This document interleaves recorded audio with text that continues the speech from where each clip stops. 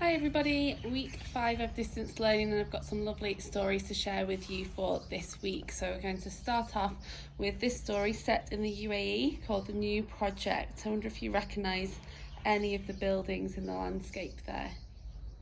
Maybe places that you've been to, maybe places you're hoping to go to in the not too distant future.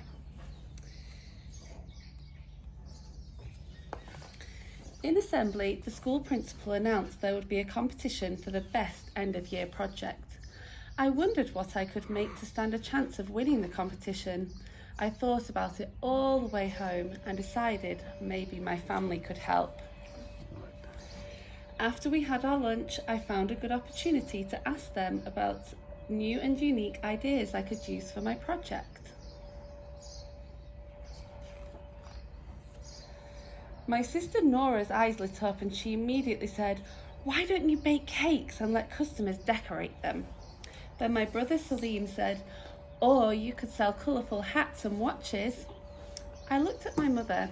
She was smiling and she added, "Since your handwriting is so beautiful, you could prepare some calligraphy to sell in decorated frames." Even my younger sister Sarah participated in the conversation, asking, "How about opening a small toy shop?" My father had been quiet for a while, then offered his suggestion. "Why don't you sell used books at low prices? This will be a noble cause because you are encouraging others to read and gain knowledge." I was very happy with my family's suggestions, such beautiful ideas, and I promised to consider them properly before I made my final decision. I went back to my room and began to write down all the ideas I had collected. So I wrote decorated cakes, colourful hats and watches, showcase a small toy shop, frame calligraphy, sell used books. Later that evening, my grandmother came to visit us, so I asked her point of view as well. She had a quick look over the list and said, "Why don't you renew the old and use our ancient heritage?"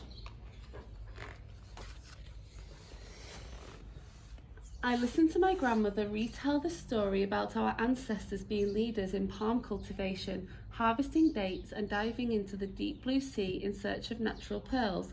I felt a sense of honour and pride. "I will teach you how to make from palm fronds, landfills and mats so that your project will stand out from everyone's," grandmother said. A dreamy look of satisfaction covered my face.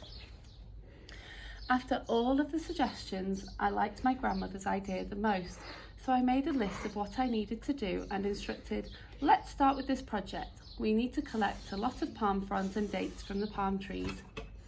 "I will help you make rings and bracelets out of the beautiful pearls," said Sarah. "And I will help with a few drawings of our heritage," agreed Nora. My brother Salim added, "I'll make a small house model from palm leaves." My mother promised to prepare some traditional food, sweet lagaimet dipped in delicious date syrup with lots of delicious Arabic coffee. "After that, we must bring pearls from the depths of the sea," father said. When all the projects were submitted for the school competition, the teachers were amazed. Everyone had gone to such a good effort. However, my project stood out from the rest because it displayed something from our rich heritage and showed some of our ancient traditions. My friends were happy to rest on the mats while eating the delicious lagaimet dipped in date syrup. They also bought landfills, mats and some dates. Some of the teachers tried our coffee and bought pearl rings and necklaces. Others sat in the al-arish, the house made from palm leaves, and they ate the delicious lagaimet while enjoying the beautiful artwork.